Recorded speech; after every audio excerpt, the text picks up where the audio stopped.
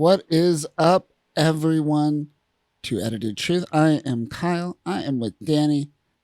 We're back at it. Today will be a short one, but we got some news. We got some cringe videos to show you. And we got some good, the bad, and the ugly. Danny, how are you doing? Tired. He's tired. He's a tired man. Tired. He's ready. He's ready to get his day over with. I'm pretty tired too.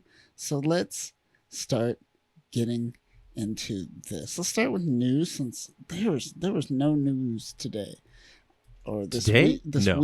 This week in general. Maybe yesterday. Nothing that I could really find. But this is one story we could talk about. The Venice Film Festival is coming up, and people are wondering, especially the people in charge, what is going to happen? Well, SAG-AFTRA confirmed that it's okay. You could apply for a waiver and be able to essentially promote your independent film at the festival. What do we got there? We got Michael Mann's Ferrari that's going to be there. That's supposed to be huge. Everyone's making movies of movies that's already made. Like, this Ferrari is totally like, it feels like the Ford versus Ferrari film. It's going to be very similar to that. There's all these like business films coming out. Anyways, Searchlight's coming out with some new stuff as well. I saw something else that's coming out of Venice in this. Oh, here we go. David Fincher's The Killer, starring Michael Fassbender as cold-blooded hitman undergoing a moral crisis in Maestro, in which Cooper plays the conductor, Leonard Bernstein. Oh, that's the one with where he has the nose. Okay, that's the one that's getting all the. He was mad because he had the Jew nose. The Jew face is what. He was Jew face now. That's what Alec Baldwin said, and he's like, "You just give me 5 minutes with that face, and it'll look way different." Oh boy! I tell you what. It's a shot. Yell action! He's just waving the gun around. Shoot people. Get away with it. He's like Dick Cheney out of fucking hunting barrage. What else do we got? Challengers is an Italian anti-war epic. Comandante, directed by Edoardo De Angelis. Interesting. Wait. There's no sequel to Cinema Paradiso?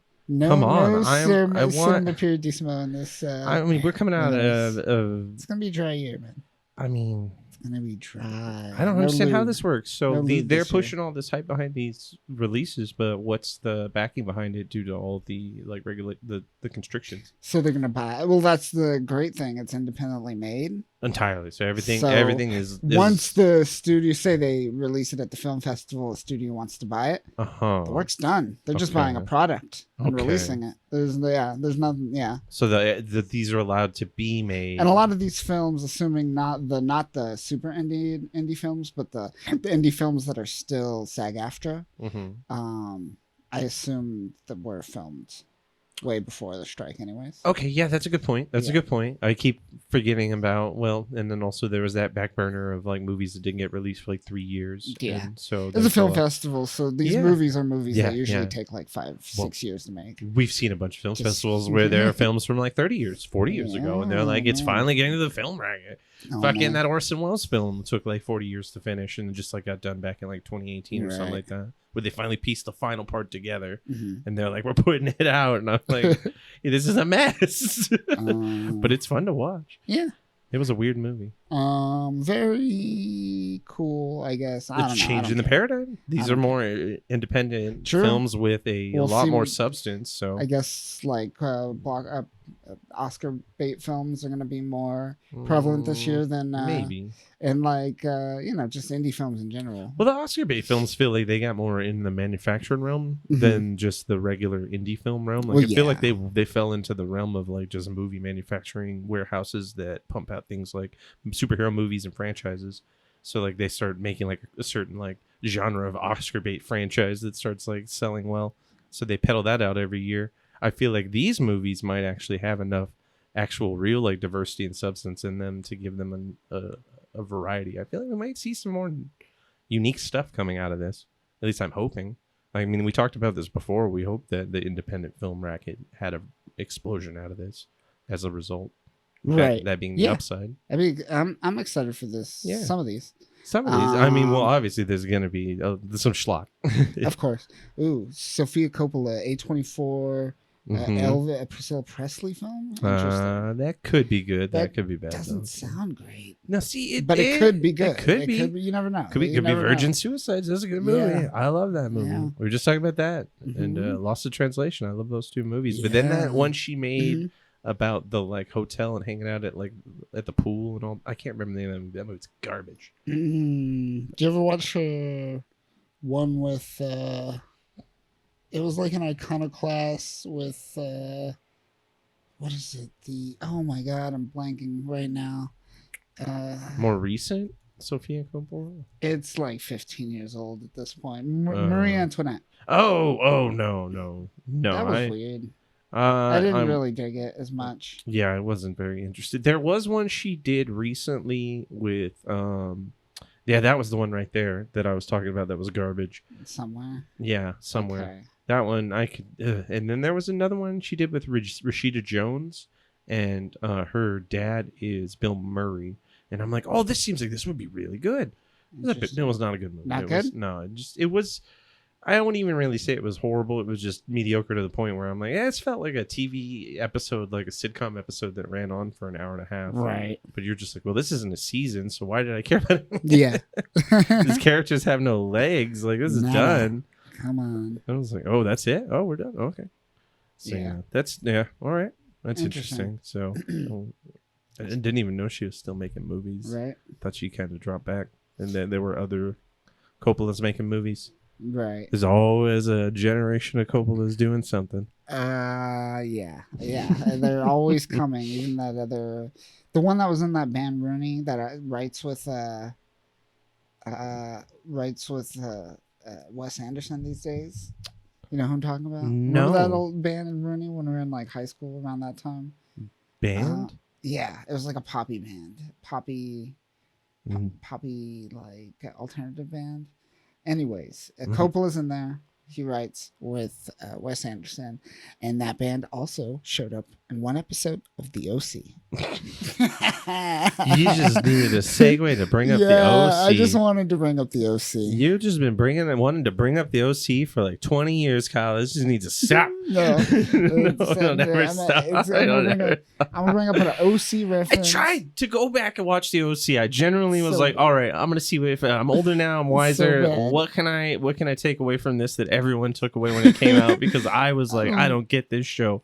Same thing. Still don't get this show. I don't think you can get anything from it anymore. Think if anything, I hate it a little more now. I was just like, ooh, I'm really removed. At the time. But they're so vapid. They're just pretty faces. Vapid. It's like a skit from like Mad TV. Vapid. It's just pretty people with problems. Pretty white people with problems. It is pretty white people. They're problems, pretty and they're white and they got problems. Hey, man. They're not your problems, but they're problems. I say, I guess. Hey man, Shadowheart has lowered her standards. Of course. Let's talk about her standards. She had the latest patch originally. Yeah, they're like you don't understand. Shadowhearts, this is kind of funny because like Larian Studios has a long history of having to tweak Shadowheart's overall attitude, if you will, for Baldur's Gate 3. In the original early access, there was one of the first big patches. One of the notes was literally like, a series of dialogue changes has been added to Shadowheart to make her more acceptable to the party because they had a problem with too many people killing her. Yeah, just outright like, oh, Shadowheart's a cunt. Like, I'm done with this. Like, I'm done with it. And just like, you're not coming with me. No, you want to go to my camp? No, you can go to the grave. So take it down. So they patched her, made her nice, and they saw a little impact. But it's always been this like dance with like trying to find a way to make her fit with the group and the narrative. They wrote her story kind of unique to the point where it's hard to try to flesh it in an organic way because she's always in this weird turmoil with her own self. Right. Because there's a lot of spoilers behind that, but she has this like conflicting emotion all the time that fights against her morality. And that's an interesting thing. But because of that, it makes her standoffish. So like when you're traveling and you're in like an emergency situation, if this lady's being like a bitch to you, you're like, you know what? I got enough on my mind. Literally a fucking parasite on my mind. I don't need you nagging me, lady. Like, get out of here. Wait, what's this? Okay, so what are we? The patch also contains some fixes to story flow, not that part. Cleaning up a couple instances and dialogue, ensuring that she doesn't hand over mysterious artifact when she shouldn't. What's that referring to? Can you like gaslight her into something? Yeah, so that the artifact is supposed to be pretty coveted, the one that we like got in the beginning because we killed her and then we just took it from her. Right. Yeah. Oh, that thing. Yes. Yeah, so she yeah. covets that a lot harder, but you can actually exploit the game in ways to like trick her into dialogue to actually give it off to you, and then that pretty much locks her out of it from that point forward. But they've had to patch that to make it more clever and less exploity. That was another thing, because like most people would just be like, well, I'm not even going to talk to you to get you to help me or get the item. I'm just going to kill you and take it. Yeah. So. But this game is crazy. They've changed so much. The last patch added so much that it needed, and it did it quickly, like aggressively. Nice, yeah. I mean, last time I saw a game fix like so much of this stuff, it took like years. Oh boy, yeah, it does. I'm happy how fast they are with things for sure. Oh man, yeah. Future's bright for this game, the studio, which means they're going to be garbage in 10 years. Just like Blizzard. Yeah, wait for that DLC and the mads. Or just that monetization. And Every fifth NPC is going to actually be an ad for Taco Bell. Or just like just freaking Activision Blizzard will buy them out and they'll just be like a subsidiary or someone or Microsoft. Yeah. Or I'm sorry. Yeah, Microsoft. Actually, let's just keep going up the chain. Damn it. God, yeah. remember when those were all companies? They were all companies. Now remember the lost companies of like fucking Westwood Studios, Black Isle, Sierra. Gone. Good God, man. That's like it takes me back to think that those and they were all small, and that's why they had this love and detail. These were passionate small studios. When you get eaten up by this big machine, you get shit that just gets fucking faded to the wayside. Yeah, it's unfortunate. Yeah. And it's happening so much, but we told a whole generation to essentially make a product and sell it to Google as fast as you can. So that's like seems to be the culture, is to sell it out as fast as possible and just chill. Yes. I don't know. It's well, short-term gain versus long-term loss. Yeah. That's business 101 for the world right now. Fun times. Let's go to sadder times. Dan, you ready for this? Yes. All right. Sad it up. You ever heard of Uncle Rogers? Uncle Roger? No. No. I had to look him up as well. Let's play a 4-second clip of Uncle Rogers. 4 seconds. Bring it strap. Once you don't want any premature marination. Okay. So he does like the stereotypical Vietnamese accent. I still like the premature marination. No, you don't. He did a video. He does it on like cooking, a lot of cooking videos. He just did one on One Piece curry recipe. Ooh. And he made a huge video on it. This dude has like 5.4 million subscribers, apparently. Okay. Huge. And guess what happened, Danny? Did he commit suicide like David Carradine? Oh boy, quote unquote? He did. He had 2 hands on the pole and 1 hand on the rope. If you know what I mean. No, he does. There's 3 hands in that situation. That's wild.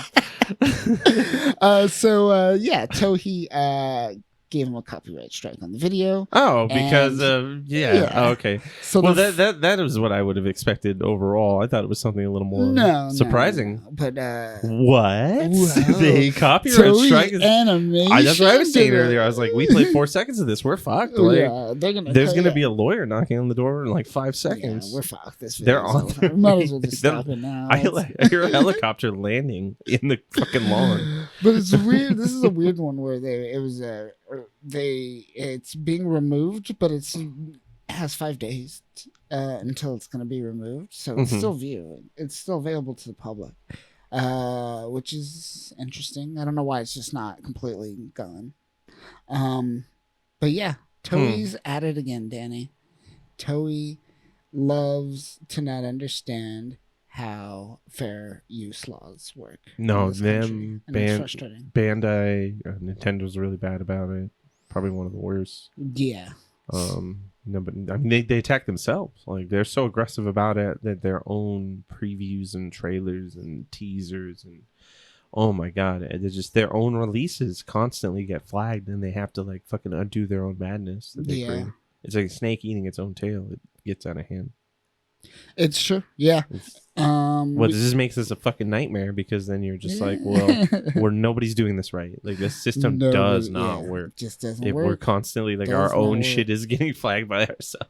It's ridiculous. That one still blows my mind. Yeah. Baffles my mind. That's a bad one. That's well, like I mean, like I upload shit to YouTube and make stuff randomly, and like normally if they catch it, it'll just be like, well, it's tied to the original content, but it's still fine. Right. They just like they cite the original content underneath, like the original song and shit.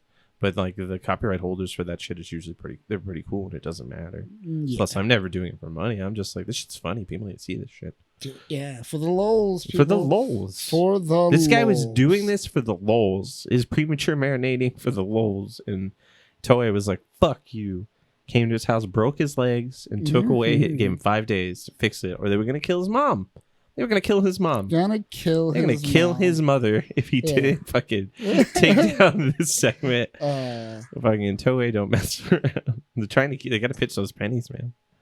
It's not like fucking One Piece is a fucking gajillion-dollar franchise. Fucking just hemorrhaging it's not like they money. Just created a live-action Netflix television show. That was just released. What are you telling me? What are you gonna? Are we on Bad already? We're talking about Bad. All right, this week's Bad. We'll talk about it. We'll talk about it. You watched it? I watched the first episode. Well, it's not on my list because I only watched the first episode. God, but I'm gonna watch it because I'm so blown away. Because I'm not watching I never watched the anime. So well, no, I didn't either. But this is where I'm gonna start. What the fuck is wrong with you? This is it. It's just as bad as those people that are like, "Oh, I want to try Death Note. I'm gonna do the Netflix series." That was bad. What? That was terrible. They're all bad. They're all bad, but the most recent is like even some of the worst. I don't know. That's rare. Let's be real. Rurouni Kenshin was like probably the last one to actually adapt a live action series that worked well. Good. Well, no, I take that back. Everything Hideki Anno was doing with the Shin series, all the Shin reboots, yep. I still need to those watch are that. live action anime adaptations, if you will. More, I guess you could say more tokusatsu fucking fan service, but still, those are great. They work. It's just, but then remember the Bleach and then the Fullmetal Alchemist. Those are bad. Those are fucking nightmares. Except for the Gundam one. That one's fine. Podcast over? Podcast over. Flip the table. Let's move on to some cringe videos, Dan. You ready for this? Start with this one. Have you heard of this is he's got a scooter, and I mean like a razor scooter. It takes me back. It might be electric, actually. No, it's regular. Ready? Okay. Here we go. Here we go.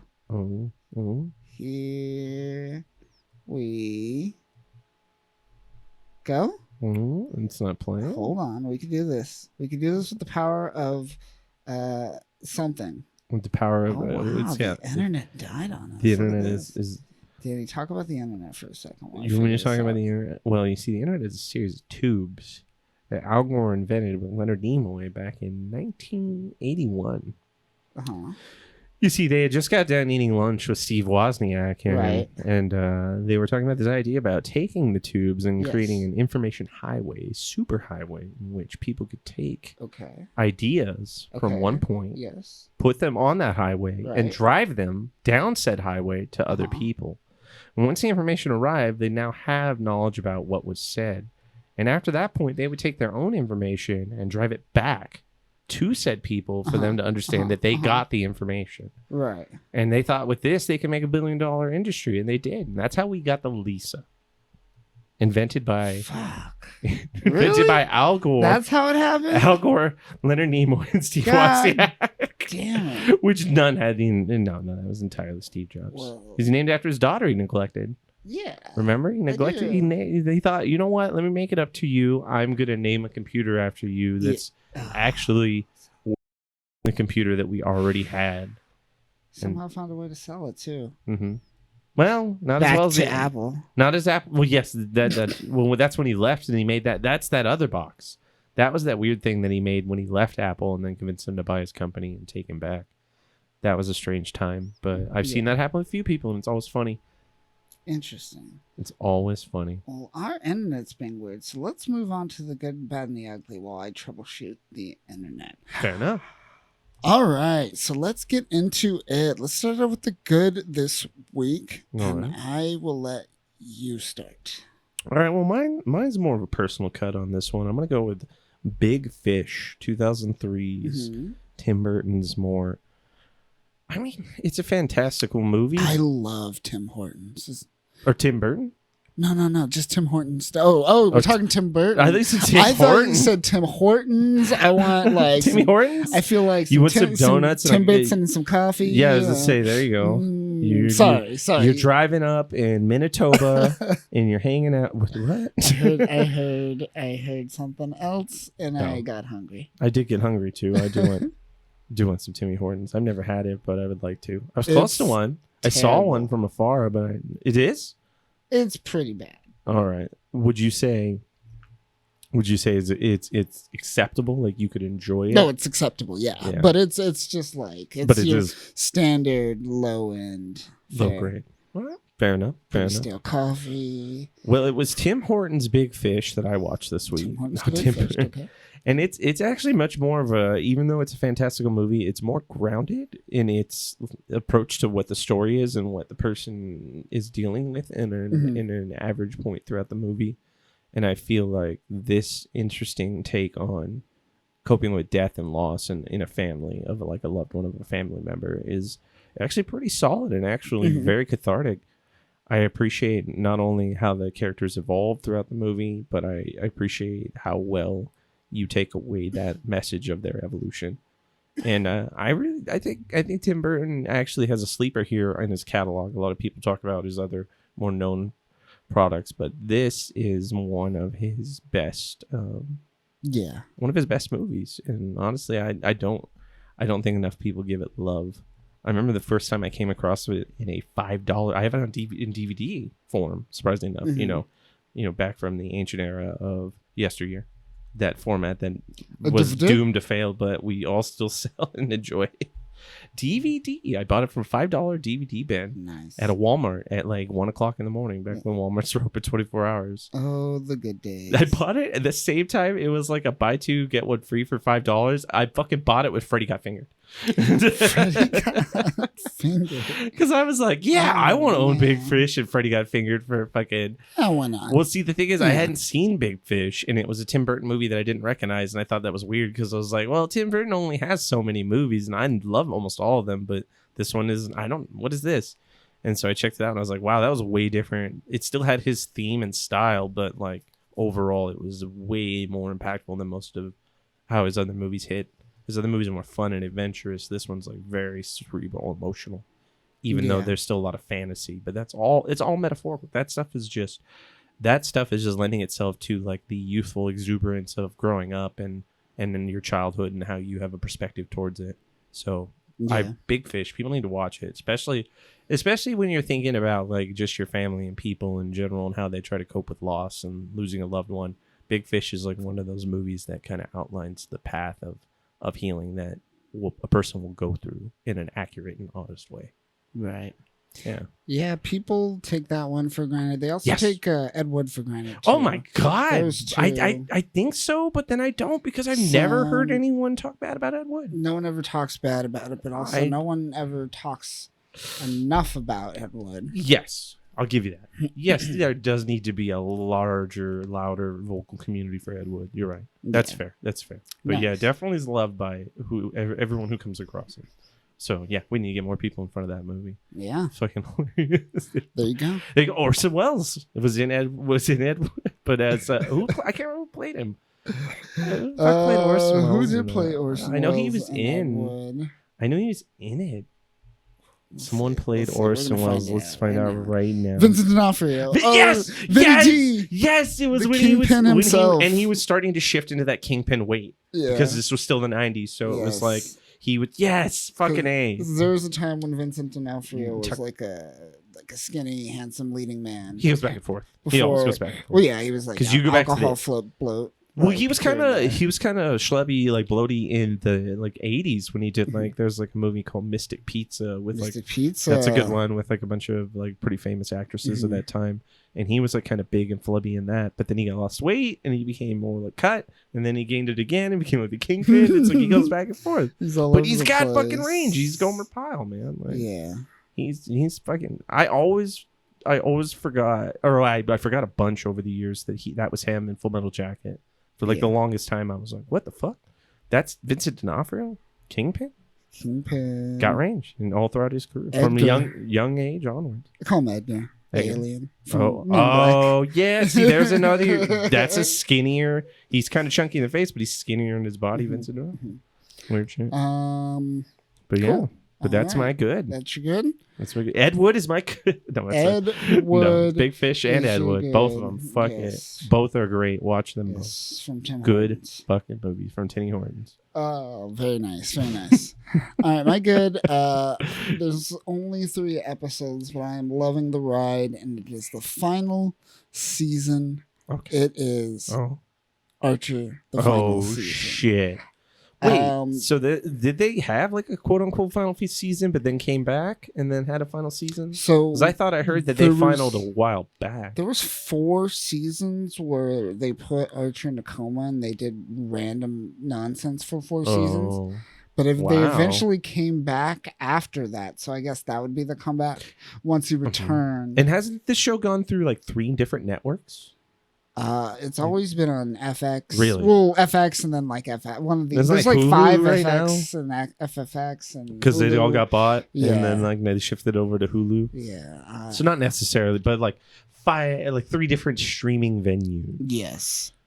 Exactly. And that's where, and I thought each time they changed their like overall approach to the show, like you were saying, that whole coma thing. Yes, that's where I got lost because I was like, I don't know what's going on. Terrible. I thought Archer was like a pretty clean and straightforward like kind of storyline, but it seems like it's so all over the place. But like 3 seasons ago, they came back and it's been solid since then. They had the crossover with Bob's Burger at one point, which is weird. Great. I mean, I love John Benjamin. So. John Benjamin's good, and it's a good show because what they do is like at the first season they set up the jokes within The Office. And then they just keep on going with those jokes. Yeah. And they do them subtly. They do them without even words, with nonverbal communication.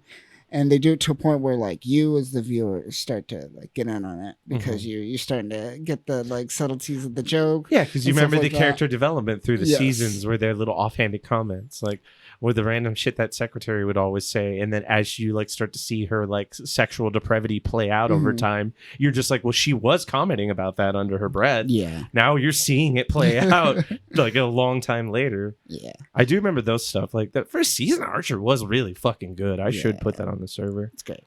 It's great. It also reminds me of like Frisky Dingo. It has that art style. Yeah.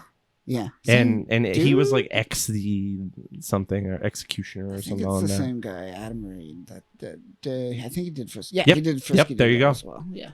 Now see, I fucking loved that Frisky show. Dingo's good. God damn, that was my jam. Too. And C-Lab 2021. Oh my gosh, she's made like almost all my favorite shows. C-Lab, 12-ounce Mouse. A show. Did he do Lucy? No, he didn't do Lucy. The Devil. 12-ounce Mouse, the show that takes bath salts to make fun. Oh, funny. But yeah, it's great. I'm excited. It's gonna end, but that is wild. It is ending an end of an era. Because it's like they don't have that many seasons, but they're like Venture Brothers. They've been around for a while. Exactly. Yeah. I'm excited to see what Adam Reed does next. If he's gonna go back to like Adult Swim stuff, or is he gonna still like try to do bigger stuff? Adult Swim stuff would probably give him the ability to do more with a budget, but I feel like if he goes more independent, he'll have more of a chance to produce something unique and interesting, which I would like that, but that's probably not what would happen. Because money makes people happy. Another cool thing about Archer is if you've seen like C-Lab and stuff like that, he like was big proponent of like the cutout animation. It really feels like cutouts and they move like weird. John Quest. And it's still like that in Archer, but it's like it's on a whole different level now. Like technology-wise. But Yes. it's still those weird cutouts. Yes, They're not moving fluidly, but the art itself is amazing. Still. That's what I was talking about, that Apollo Gauntlet show with Maya Good last week, where it was using that Ralph Bakshi style, but it's modern. It's like a modern take on that motion. So it's kind of funny because you're like, whoa, you're using this modern tech to like harken back to this old animation style in like a surreal way. Like also Uncanny Valley almost is what it reminds me of. It does feel right? like Uncanny Valley. Because you're like, this is so clean, but yet so awkward. Yeah. So clumsy. One thing that sucks is Jessica Walter is not in this because she passed away last 2 years ago. Yeah. 2 years now? Yeah. It's been a while. Yeah. Which, perfect segue. That's been so many deaths. It's like there was Bob Barker and then the Batman animated series, the actress who did Eileen Sorkin. Thank you. Who did Harley Quinn. Yes. The original one, the one that literally invented her, like before she was a comic book character. Exactly. Fucking the Batman animated series retconned the Batverse in the comic books. It did. That's Paul power, Dini, man. Yeah, it's fucking power.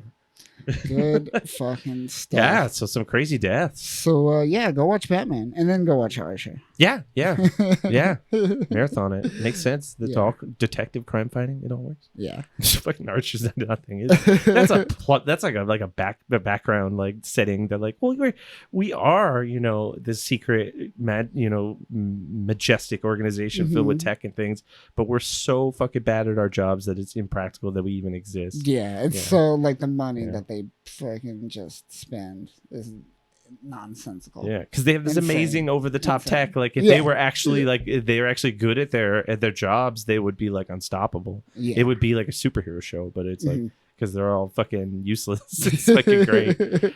Oh, especially Archer. He's like the anti James Bond. Yeah, definitely. In a perfect way. I love it. Yeah. Good stuff. This is one of those things where it's hard when they lose cast members that are old. Like it reminds me of like Trailer Park Boys. And it's like when they lost Leahy, it's like, I don't know if you can do it. After that, it's like you couldn't do It's Always Sunny without Danny DeVito. I wouldn't want to watch it. You don't think so? No, I wouldn't want to watch it. I wouldn't care. I feel like that. I didn't like the show perfectly until he came out in season 2. True, you're not wrong. Season 1 is weak when you watch it now. Yeah, it's good, but weak compared to the others. I can't argue against that. You're right. Yeah. So if he dies, it's like, what are they going to get? Rhea Perlman in there? I mean, I guess. His daughter. Oh no. Let's move on. Let's go to ugly. What's your ugly for the week? Okay, my ugly is an interesting one because this one is unique in a couple of ways. It ties to a previous conversation we had about a director that we are a bit fascinated with. Tim Hortons, yeah. Yeah, Tim Hortons. No, mine is 1975's The Ultimate Warrior. Not the wrestler, but the movie. Now, do you happen to remember the director, Robert Klaus?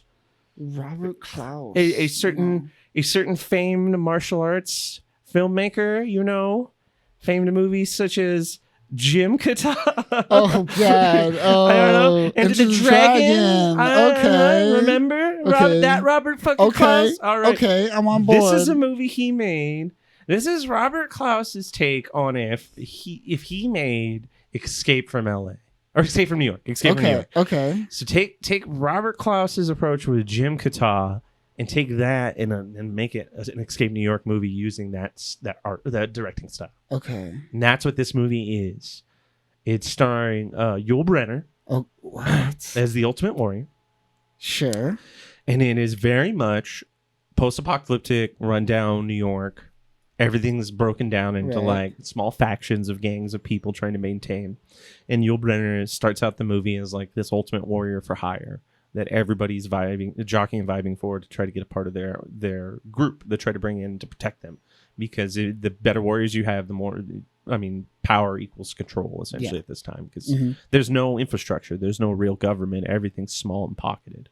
So this movie has that kind of wild Badlands style that you got from Jim Kata, especially when he went to the weird fucking trap town that was like all crazy people. There's a lot of violence like that in this movie. They call it The Ultimate Warrior. Jim Kata had a decent amount of martial arts in it. This does not have really good martial arts. That's the part that threw me off. I thought, all right, Yul Brynner's a good physical actor. Ultimate Warrior, Robert Klaus. Okay, let's see what kind of martial arts Yul Brynner does. No, it's all very like street fighting. It's all, but Brawling, he's okay. yeah. Yul Brynner's a badass, but he's like a fucking like. See, look at this. Like, it's not real martial arts. He's like blocking and grappling with people. He's like he's just punching you, putting your headlocks. Mm-hmm. He's just like slapping things around. Like, there's not any real crazy martial arts. He just pushed a dude. That's it. He's not even like that's it. He's not even really fighting anyone. So it's not like the ultimate fucking warrior. He's just like the toughest guy on the block, is what I would have called the movie. Toughest guy on the block. Yeah, it's Film of the future. It's fun. It's fun in the way that Jim Kataw was, because all of the mob violence is insane and high energy. So it'll keep you fixed. It'll keep you entertained. You overall want to see where it plays out, just like you would in like Escape from New York. You're like, how are they going to get through this? Who's going to die at the end? And it is a good little time capsule of like the older 70s take on like what they think the future is, because this is like fucking, they're like in the year of 2012 or no, it's not even that. It was like 2012. Yeah, okay, I was right. I just threw that out because I was like, everything ends in 2012. But yeah, so they were like 2012, and I was like, I remember 2012. It was a rough year, but it wasn't that bad. I mean, it was probably one of the roughest years of my life, but damn, it wasn't that bad. It was fun. Yeah, people get brutally murdered in this a lot, like where they just like mob them and stab them a bunch and things like that with like broken bottles and shit. So it's very like street fighty. Like, what do we have around? Like improvised weapons. So that's why it's very brutal, and so it's like a tough movie to look at, but it's enthralling enough, and I'd say it's good. I'd say it's worth watching. Okay, it's not a movie that's going to appeal to a lot of people, but if you thought Jim Kataw was like a fun wild ride, this is very much more of that. This is very much in that vein. Like, it's a good like, it'd be a good 420 movie. It'd be a good background movie for just having people over for nonsense, hanging out and partying. Okay, cool. Yeah. Cool. I have to check this one out. Yeah, Sure. watch it. It can get a little drony at points, but when the violence pops off and like things start happening, you're just like, oh fuck. Oh no, that kid got murdered. Shit happens. Yeah. Ultimate Warrior. All right, Ultimate Warrior. That's where the wrestler got his name from. This is the fucking movie. I didn't know that. I always thought the Ultimate Warrior was just the fact that was his name he came up with. He took it from Yul Brynner. Really? Wow. Yeah, the WWF 90s Ultimate Warrior, 80s Ultimate Warrior guy. The King-ized Yul Brynner. Yeah, the Yul Brynner character in this. You just picture that guy, and you picture tiny, bald, shirtless Yul Brynner. And he also reminds me, because he wears his pants really high. Right. So it reminds me of like that Family Guy joke where it's like tough guy in the 50s who pulls his pants high. Yeah. Because like, you want to make it a problem? And he's like, I don't know, let your air out and I'll decide. Yeah, I think I will make it a problem, fatty. Yeah, it's kind of funny because he's not. Yul Brynner did not get jacked for this movie. Right. He just like he's a theatrical actor. He's just like, I'm good. We'll play around it. What was your ugly though? My ugly, and it's ugly because I'm basing it off another film that we just recently watched that I thought was good. Okay, didn't hold up to the standard of that film. All right, and that's why it's ugly. The Metalocalypse film. Oh, the new one that just came out? The new one that just came out. Spoilers.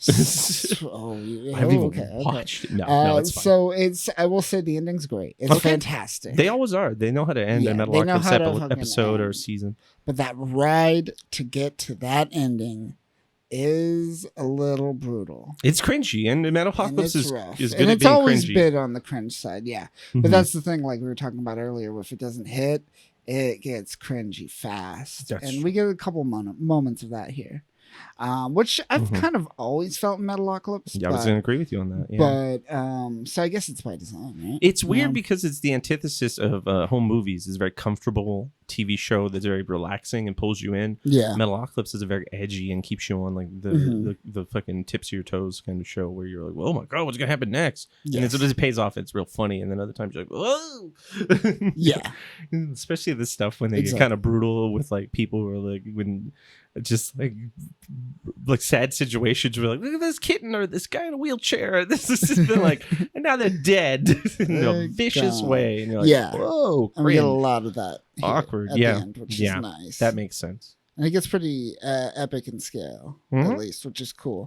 They're good at pushing the envelope, but it doesn't feel like I'm relating this to Venture Brothers. Okay. So like Venture Brothers, they kind of put a bow tie on everything, I feel. Yeah, that was a good movie. They were good. Like it ended everything and I felt satisfied. Here, it just felt like another episode and it drawn out long. Keeps going. Okay. I mean, it's like it could keep going after this. But this is it, right? For Metalocalypse? Or It's I because haven't heard that Venture for Brothers. sure. I know Venture Brothers is done. I thought Venture Brothers Metalocalypse is done because they got the boot anyways. They Right. were like they didn't get renewed for another season, so Right. So I think they just did this because that was all they were going to get left anyways. Metalocalypse, I don't know if this was like a special thing or if they were on contract still with Adult Swim.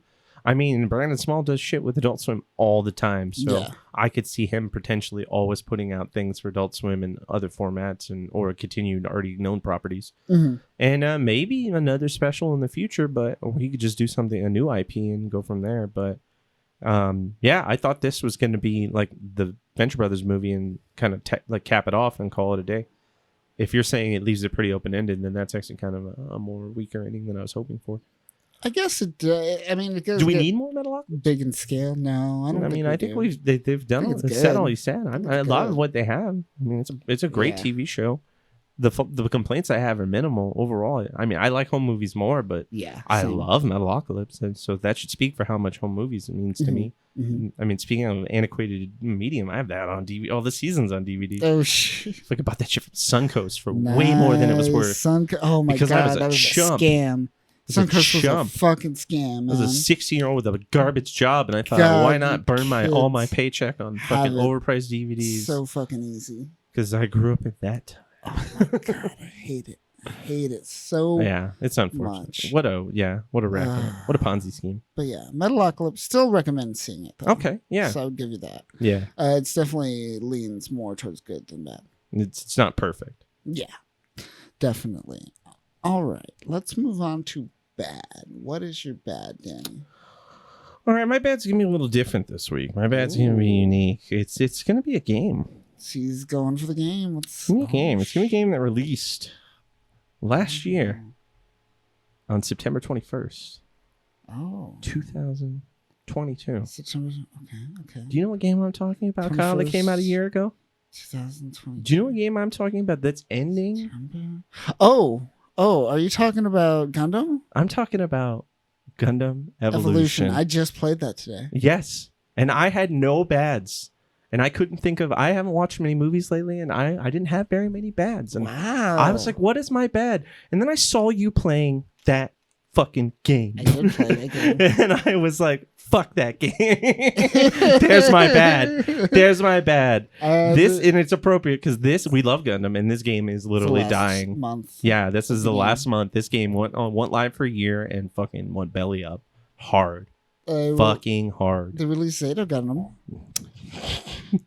They already have like Double Zeta? They had New Gundam. Oh, then New Gundam. You're right, because that's and New Gundam. That was Char's Counterattack, right? Yeah. So. That's weird. So Zeta. So then they got more people can Veritech. That's cool. Yeah, you can Veritech around as fast. Yeah. But I mean, I had a little bit of fun with that game for a bit, but the fact that this shit fell apart in a year is like, no, this is bad. This is bad. This is a failure. This game is a failure. Yeah. This game is a bad game. It did not live up to its expectations. Mm-hmm. It was marred by bloated microtransactions and just overabundance of grind and fucking just delay to its release of content and its weak ass seasons. It just everything, all the points you would find for a game that was bloated like this, like most of the shit Blizzard puts out, but turned to the nth degree. Like I've never seen so much fucking like IP like failure. That's with something that's for you. Well, this is things a cash crop, and they fucking still drop the ball. Like it fucking no one should have been playing this game, and yet people were like, "Well, we still kind of want to play the game," and they're like, "Well, we don't know how to monetize this game in a way that doesn't hurt or destroy our fandom, so we're giving up." It's just like, and everyone's like, "Well, what about all the money I put into the game?" And they're like, "Well, we're shutting down the servers. We're shutting down the access, the money. You're getting no refunds, no content." And it's such a pay to win kind of game in the infancy where you're just like, oh, these the Gundams you pay for are better, noticeably, in some way or form. So it's like, all right, whatever, fuck it. But the Battle Operation 2 game is going strong. That's holding good, and I enjoy that. So GBO is good. Yeah, we have a lot of fun with that game, and it feels like even with the cheating and what have you, it's not as bad as the cheating that was in Evolution. That's another problem, is that the cheating was fucking insane. Like everybody was so then you start to wonder, you're like, well, why are people even paying money for this game? There's so many ways to get the shit for free. Like the fucking mod community was like, "Oh, you can unlock this shit now. You don't have to spend a dime." I'm like, "What?" It made me feel insane when I found out some of that stuff for Xenoverse, where I was like, "Oh, that's how people got shit fast." Looks like we almost had 3 months. November 29th. Oh, really? Yeah. November 29th? Oh, So shit, you're it's, right. Yeah. Oh, September, well, but October, November. see, that's what. Okay, so you know what? They're starting the new season now, and it ends. That's on the why 29th. Zeta. That's what I'm why thinking Zeta of. just Okay. came out. Yeah. Yeah, because they were saying, and I thought that they said this was the last season, but they're starting this season. This is the last season that they're starting. I thought they just ended it. What? I just realized I got a girl's name's Gundam. Why did I even think? Why did I buy that? I know you, but I Why? know people are gonna think a girl's God, piloting it. yeah. They're like a Camille must be in there, and you're like, I've been a man the whole I'm a time. man. Don't you Please understand respect me. Oh, I ain't God. gonna hold on. I'll be down there to punch you. It's so sad. It's Crash so my- sad. my It made shipping- it a year. It made it a year. No, it didn't so- even really because it lost its luster. I thought it came out in quick. September. I guess. Well, yeah. remember how bad the release was? Because it was like the launch day was unplayable. The network tests were garbage. Network test was terrible. Yeah, there was no real like stability in like maintaining a lobby. You kept getting kicked because of network disconnections and banned because of it. So the game would be like, oh, the netcode's garbage. You can't remain on this like lobby long enough to actually get into a game. No. And because you got kicked in that lobby while the game was joining, we're gonna ban you till that game is done. And it's like, what? You kicked me. Yeah. Why am I banned now? Ridiculous. And then you're like, well, I'm not gonna wait 5 fucking minutes So for this dumb. game. So I'm gonna dumb. fucking go outside and chase a hoop with a stick instead. I'd rather. Let's go back to the 1930s because of this fucking game. So that's my bad. I'm yeah. more of a ball and cup guy. Yeah, I'd rather honestly Jax. Just Jax. That's all you need. That's super advanced. I mean, look at the way that thing's shaped. It's like, what is that? Looks like a molecule. Science. But yeah, that's a bad game. I'm so sorry for anyone who put money into it. I feel so bad for them. This is like a trap. I wonder if anyone will try to figure out how to self-host And reverse engineer like a fucking private server. private Like how servers. people used to do with WoW and shit. Yeah. Make like the vanilla servers back in the day. Then we'll need like 10 friends. I'll still play that game. And even finding 10 people to play this Yeah, well, game remember that? will be hard. Remember we'd have to look for a lobby in the American server, and then we realized the time zones had changed, and so we'd log out and log back in the Japanese server and hoping to get like Japanese people on a Saturday morning and like hope some like Japanese kids would be down to play, and we catch them and we're like, yeah, let's play with these fucking 10-year-old Japanese kids because no one fucking else is playing this game right now in our country. It's like ridiculous. then we just wait. It's good. It's a good game if you like take bong rips every now and then because you just watch the server waiting and then just take a rip, have a drink, take a rip. You know, check your emails, do some work. Yeah. Get them to do some push-ups, and then you're like, oh shit, a game. Get some stuff done. And then someone leaves the lobby, and then everyone gets kicked and banned. It's just fucking rage quitting was so bad in that game. Nightmare. It's a nightmare. They made the rage quit so powerful. Why did they give so much They weapon? gave a lot of power to the people. a lot too much to the rage Too quitter. much to the rage quitters, unfortunately. You were almost incentivized. Yeah, true. All right. So my Bad? bad is a fan film that came out 3 weeks ago. Oh, I was gonna watch this. I saw you Called- posted it. Spider-Man Lotus. This movie is actually surprisingly from a technical standpoint. The acting's a little weird. Not the acting. The acting's not bad. The casting's really weird. Oh. The suit, not too bad. That's a little weird. Mhm. But like the 3D graphics that they have are also really, really good. But the problem with this is just the direction they chose to take. And what they did was it's about Peter Parker post Gwen Stacy's death. Okay. And he's just sad. That's the movie. It's just a movie about. That's the movie. It's like when Keanu Reeves' brother died and he was just eating those sandwiches all the time in the park. Yeah. So it's like if they made a movie about that. Exactly. It's just Spider-Man eats just sandwiches in a him. park alone. It's like he wanted to make Pizza a Batman film, but he made a Spider-Man film, and it's weird. I thought that Like- guy looked like Robert Patterson. That's funny. I was just thinking. I was like, that guy looks kind of like Robert Patterson when they were showing him. Like the graphics are great. Whoever they Wow, got right? Doesn't that Holy look shit! amazing? Actually, that is really wow. Yes, this is. I know it's not good for radio, but this is amazing. Yeah, we're just watching. But yeah, take my word for it when I say this for fan film. This is actually pretty impressive. That looks great. But you're saying it's another one of those like Adam Eve moments where like that Invincible special looked great, but the direction was garbage. Exactly. Yeah. And that's fair. And I like this little comic book outro. So see, like their production is great. Yeah. But the direction is bad. But the direction is a little bad. You know what that Green Goblin reminded me of is like when they were doing that fan made fucking Mortal Kombat. Yes. With Casper Van Dien. With Casper Van Dien. That was great. Those are good, but that was that kind of level of schlock where you're like, this is fan all the way. Yeah. Fan is fuck. Oh, look at that. Gwen Stacy's kind of funny though. Just that face, that like limp hair. Yeah. But yeah, it sucks. And there's also like some controversy, which isn't really controversy because I looked into it. Oh, one of those faux controversy things. Apparently, a lot of people are saying that the director of the film, Gavin Knopp, I don't know his name, was like racist towards black people, and in this movie, there's like not in the movie, just like in his past on Twitter nonsense, Twitter talk. They called her making like an okay hand gesture and like and like a picture from like 1992. Exactly, it was something like that. In like second grade. It was him in high school doing something silly as a fucking silly kid, and people got. But yeah, it's ridiculous. Well, so you gotta take down people who are trying to shine. Yeah. People are always trying to muffle light. Oh, I mean, he let the story do that himself. Yeah, you're right.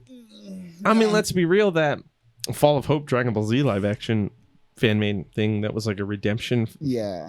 For Dragon Ball Evolution was a redemption for it, but it's still one of those fan made things where you're like, well, yeah, this is still not that great.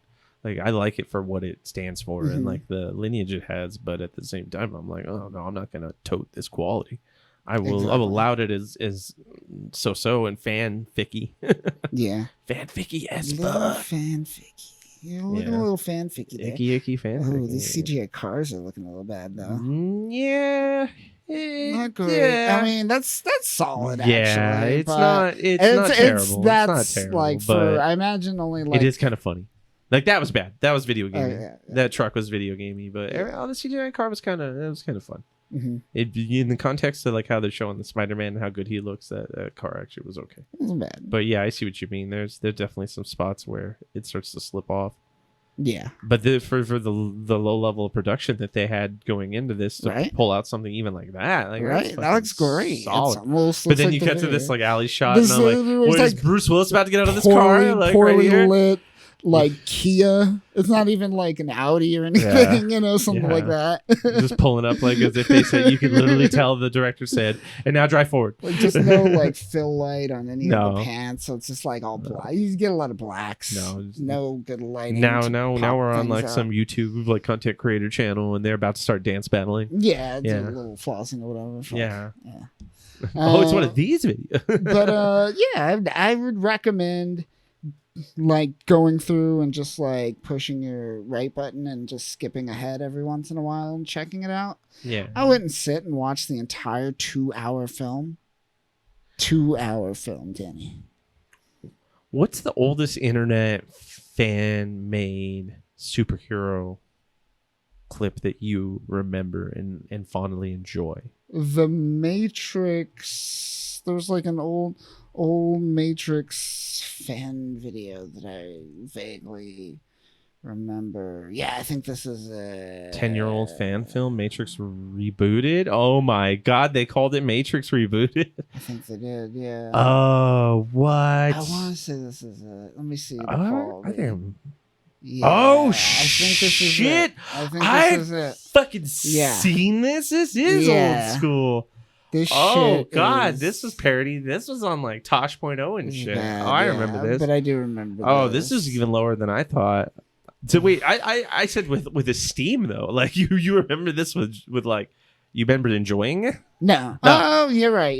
I remember enjoying. Okay. There was a Batman one where it was Batman versus Predator and aliens were in it as well. and it was like pretty low budget, but I remember it being really good because the choreography was on point and like some of the character design was actually cool, and the fact it like started out that way. It was just like Batman was chasing Joker down an alleyway, and he's just like, I can't believe you killed all those people, and Joker's like teasing him. He's like, it wasn't me, it wasn't this, and then all of a sudden something pulls Joker away and kills him. And it just is a fucking predator. And they just start fighting. And then at the end of the fight, like all these aliens show up. And then Batman and Predator get ready to fight the aliens. Nice. But it was one of those ones where I'm like, oh, there's some cool like fan made like superhero stuff so that could come out on the internet. And like over the years, they started getting better and better. I remember there was this fan made Star Wars film. It was like a Luke Skywalker type character in an indoor type setting. And a TIE fighter comes. And he's like fighting the TIE fighter, he's deflecting it, and then he essentially like almost like what Rey does in that last film, kind of. Oh, that in was many ways, but less production quality because it's a fan film. Yeah, it must have looked way worse for what was already terrible. I saw something like that a long time ago.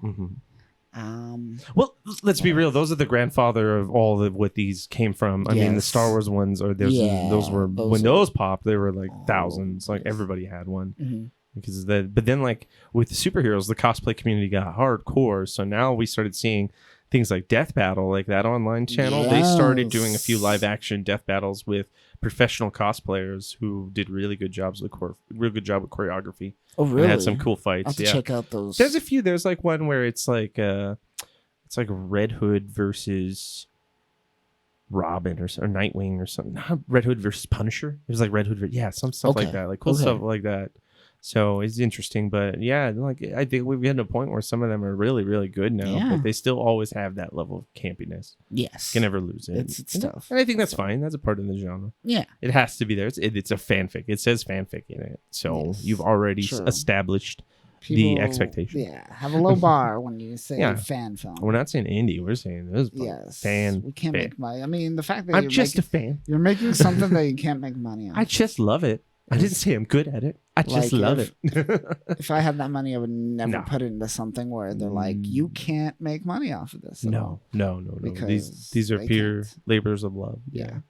Fan service. So good for them. Yeah. We'll see how it goes. What do they got right now? Where are they at? 4.1 million views. Not bad. But this is your bad? This is bad? Yes, this is my bad. This is your bad. This is my bad. That's why I said I would still say like, watch like the ending, which is like take it in for its technical impressive or technical prowess. Watch the 1 minute ending as well. Yeah. Oh, there you go. Yeah, just watch the ending in the beginning where you see a little like art direction and choreography. Okay. And then you're good. You're good. Bookend it. There you Bookend it for good. Watch it all for bad. Indeed. Huzzah. Danny, we've come a long way. We have from long to mince. Yes. Rochelle. But before we go, let's get into some videos. Oh, yeah, let's cringe it up. Hopefully they work this time. That's a lot to hope for. Yeah. That thing's working? All right. Oh, shit. Here we go. So let's watch this guy. Okay. All right. You ready for this? All right. Looks scary. Here we Let's go. see what happens. No volume. Okay. Wait for it. Wait. Let me pause it. What do you think he's going to pull out? Wait. What do you think? All right. He went outside to get an antelope, a deer, specifically. He's specifically a deer, a fawn. He's gonna throw a fawn at a window to get in. I don't know what's happening. It's so confusing. All right, here we go. This guy broke in and then popped out with something. And it's a mannequin. He's in a fucking fucking clothing store mannequin that he's taking home to fuck. Oh he's man, gonna fuck that mannequin. Man, that's cringy. That's unfortunate. He's so vigorous about it too. He's like, I gotta break in here and get this mannequin. I'm fucking falling apart. Yeah. I can't have any sort of social interaction to the point. Does the guy have no income? He just can't even buy hookers? What's wrong with him? Sometimes you just gotta steal a mannequin out of No one says that. You can't phrase that as like a saying. Sometimes you just gotta steal a fucking dress store mannequin. Is that what you're trying to say to me? Or pick it up from the bin behind the store. I don't know. No. You're talking about a very specific ilk of society that is unique beyond reprehension. It's a 1% of a 1%. Sure. It's a 0.1% of a 0.1%. these people are wild. Like that guy was fucking on a mission to fuck this thing. Like I think he's got definitely mental health problems. Dan Harmon speaks very much about. That's Dan Harmon. That's Dan Harmon. I believe it. You're like, well, a lot of people say it's Dan Harmon. I'm like, he did kind of look like Dan Harmon in his build. Dan Harmon talks about he's in love with a mannequin foot. And I assume there's a lot of people like that. You ever seen Lars and the Real Girl? Yes. Ooh, that movie was rough. Like, it was good, but it was like cringe. See, that's Oscar bait. Yeah. That's Oscar bait. Yeah. It wasn't as bad. I think the commercials made it more Oscar baity than it actually was. The first half was whatever, and then the second half you're just like, oh man, this is cringe. So there's a movie, Welcome to Morrowind with Steve Carell, that does essentially what they were trying to do with that movie in a way that actually does feel Oscar worthy. So that's when after like seeing that, I look back and I go like, that movie was just weird. Fucking Lars and the Real Girl, like. If it just felt like it had no real agency, it's kind of creepy too, because you're just like, you fucking this doll, aren't you, Ryan Gosling? You are. Yes. You are banging this thing at night. They're just not showing it. It's so weird. Like this guy. All right, let's return to this guy. Oh yeah. So. Oh shit. What? Classic. I'm right back in 2001. I'm going to get the mail from my parents. Is he gonna land it or is he gonna fail? He's on his scooter, his Razor scooter. You ready? All right. He's gonna fail. Okay. This is all cringe. So let's get this cringe going. Oh, okay. He's going to break something. Okay. Some leg is going to go. See, his legs are all wobbly. Here we go. His legs going to wobble the wrong way. And here we go. Do you see that? He like hit the corner. Yeah. Like right at the pointy part. Into like the corner of a fucking like, what is that? Like a marble fucking seat?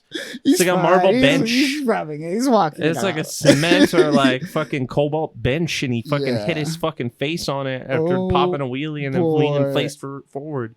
He went from leaning all the way back to leaning all the way forward and then flat on his face into a bench. I love it. Fucking full. And this thing's thick. This thing's like 2 feet thick. But he was doing that manual for he almost 20 seconds. Like he was straight up in fucking 29 Pro Skater, and he was like, I'm fucking stacking these points. Yes.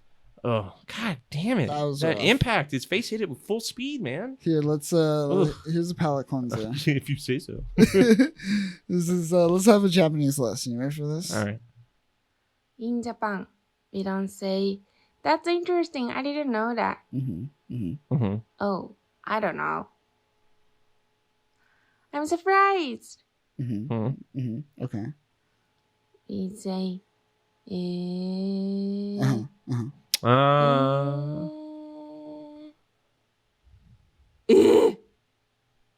Accurate. Okay. Accurate. Very true. Very true. Okay. And it's frustrating. There's also yes. Yes as a informal way in Japan is just like and then informally it's just like you gotta like influence the more, but it's more or less the same word. It's the same word. So I can attest to this just from my enjoy of like classical Japanese cinema and like just anime in general. Like a lot of that kind of colloquium is very common in just all throughout Japanese history and was built upon because it's concise, it's simple, and it's also it expands through just all regions. Like people can pick up on it. Like it's a natural communication method that has been built upon over generations. It's just like really simple. You don't even need the full like syllables and words. You just need the literal facial expressions with tone. I mean, it makes sense. It's true. I mean, look at how their isolated population developed over time. Like you get simplicity from that kind of homogenization. Yeah. Cut to the video of the guy still. I was like, this is like a profound take on etymology. Cut to the video of the guy fucking stealing the mannequin. Right as just started playing right as I finished that. I like that. One thing about the English language is we really go a long ways to make sounds. Most people like try to say the least amount of stuff in the least amount of time. And it seems like the English language, like Carl, is that there's so much happening in the word Carl. Coral? Like there's so like your mouth is moving the coral reef so much. No other language would make your mouth move so much for one word, a one syllable word. I read something not that long ago talking about it was like two syllables. It was a point in English literature where a bunch of people who were in control of essentially language arts at the time wanted to make the English language in America more esoteric, and that's why the burgeoning of unnecessary syllables came into play. Oh, those fuckers. Yeah, apparently they wanted to be avant-garde about how we spoke, so they made it more convoluted at one point. I don't know if there's any truth to that, but I read something about that not that long ago, and it stuck with me, where I was like, that makes sense. Makes sense, because we're fucking nightmare. Like, our language is hard as fuck to learn, but we grew up with it, so our perspective is skewed. But to me, I'm like, okay, I guess, because I pick up other languages just by hearing them and being a part of them, because they're so simplistic. And then I think our language, I'm like, no, it's confusing. Mm-hmm. I see the sea, you see. So it's like, what? Well, those are all different words, but they're the same, but they're different. Exactly. Yeah, it's like, fuck, kill me. Kill me. Yeah, language is hard. But then Japan's wild, because then they'll just be like, huh, and then like the subtitles will read like a paragraph. And I'm like, good fuck, no way, no fucking way. And you look it up and you're like, oh, word, that character means that paragraph. Like, that is really... Fuck me, man. Like, that's just like with like German sayings that have no reference outside of Germany. Those are rough. Yeah, you're just like, no, you can't understand it outside of German culture. And I'm like, well, all right, well then why does it exist? That's insane. Yeah, so everyone's got their problems. We're just the worst at it. Yeah, it's true. America, we got to be the worst at everything, man. All right, let's end it with this. Let's see what Bobby Lee's up to these days. Yeah, what is Bobby Lee doing? Okay, that's I don't. Wait. You've You've never said the N-word. Nope. Mm-hmm. On stage? I've never either. Bullshit. Really? Bullshit. When did I say it? You had the joke, Arnold. No. Oh yeah. So that's what he's like. Forgetting that he's said the N-word in the past. Cool. Well, I mean, most stand-up comedians have. Yeah, what are you going to do? Yeah. I mean, depending on context, it's just a word, and depending on person, it's a problem. Like it all it really just matters is like, I mean, I'm sure if you go through everybody's history over the last like 20, 30 years, we were just talking about this earlier, you can find something where someone said something. You can take people out of context too. Like, yep. I mean, if you're just in a crowd of people, like some people are offended by just the use of a word, not even the context. So you got to be in the right caliber of people. Some people need to be coddled the whole time, and you can't just say like, oh, well, I heard a person say this word, and it's like, well, you said the word they said, and I'm like, well, no, but I'm trying to explain to you what the word is. There's only so many words that we can attribute to one fucking letter until it gets out of hand. Yeah, because there was like someone talking about the F word, but then they meant like, no, not that F word, the other F word. And then there's like, well, that. And I was like, no, the other F word. And I'm like, all right, fuck this. I'm done. Get out of here. We're 3 F words deep and I'm still not close. Like, I don't even know where we're going. So this is out of control. You just can't even get close to any type of actual reality. Faggot. No, and that wasn't the effort. That wasn't one of them. I was blown away. I was like, nah, all right, well then, what effort are you talking about? You have to say it.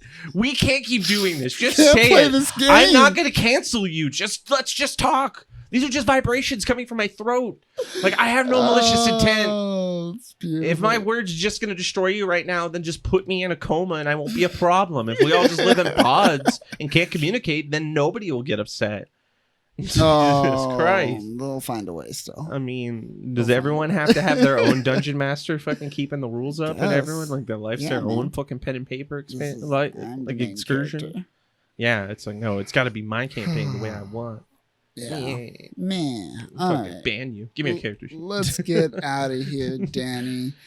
We've done enough to please the masses today, I think. Maybe. Who knows? Dude, you get Yul Brynner just staring me down. Yeah, look at him. Like, I just looked up, and he's just looking right at me with just such passion, and I'm just like, you are fucking the man, Yul Brynner. I love your movies. Honestly, him Westworld with hair. 1, Westworld 2. Him with hair is interesting. Yeah, that is weird. I always see him bald. It is weird. I don't think I've ever seen him with hair either. Yeah. You can see it in the eyes. You're like, that's Yul Brynner, but yeah, he does have hair. Yes. I don't like it. Get it out of here. Yeah. I want like a Magnificent 7 Yul Brynner, bald as fuck. Oh, yeah. He's a creepy Russian man that can act it. Ow. Oh, yeah.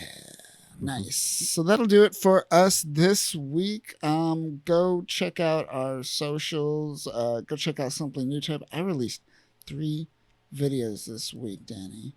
covering busy, Odessa man. Jeez. and Jabruro. Oh, We're Jabruro. all Good over times. the place. We're all over the place. Fun place to visit, not a great place to live, Jabruro. I wouldn't know. Real No. estate, cheap. Mm-hmm. Plenty of vacant lots with minor rubble. There you go. Yeah. Bring your family to Jabruro. Zixi. So go check out those videos. Go check out our other stuff. But that'll do it for us this week. What's the moral of the week, Danny? If you happen to have a collection of dress store mannequins and you happen to know Dan Harmon, keep an eye on him. Just saying. Right. Right. I gotcha. Yeah, you gotta be careful. He's I'm one of those not guys. saying anything directly. I'm just saying just keep an eye on it. Thanks for listening, everyone. If you love this podcast, we have a lot more content over at freespeechgeek.com. We have upcoming convention coverage, news about your favorite weeb shit. We also do in-depth takes like, are some fans more religious than Christians, Jews, and Muslims? Spoiler alert, yes, some of you crazy people are. All that and more over at freespeechgeek.com. Go check it out, you psychopaths.